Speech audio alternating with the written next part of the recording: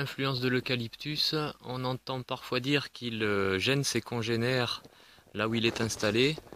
On sait pas, moi je sais pas si c'est avec les essences ou les huiles qui émanent de son feuillage ou si c'est au point de vue racinaire. Mais on le voit bien ici au jardin.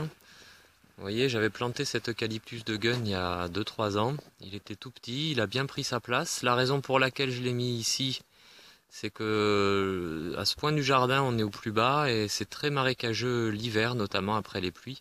Donc il y a plein d'eau, je voulais qu'il assainisse le terrain. Et moi, ça me pose un problème maintenant parce que quand on regarde bien, vous voyez ces pieds de tomates qui ont bien profité là où ils sont. Et puis progressivement, quand j'avance, je me rends compte.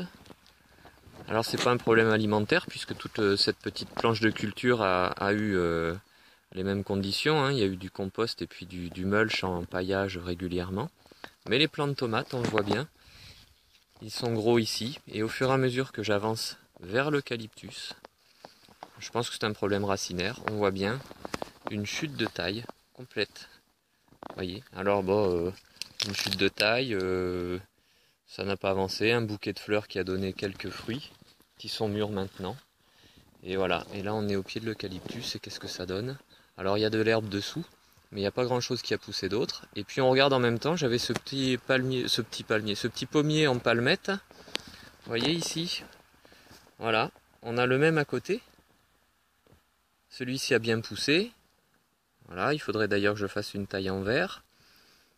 Et là, on a celui-ci. Alors c'est le seul qui m'a fait 2 pommes. Mais en même temps, il n'a aucune croissance autre que ces 2 pommes. Donc on peut, je pense, dire quand même, ou en déduire, qu'il y a une influence de l'eucalyptus sur le reste des plantes.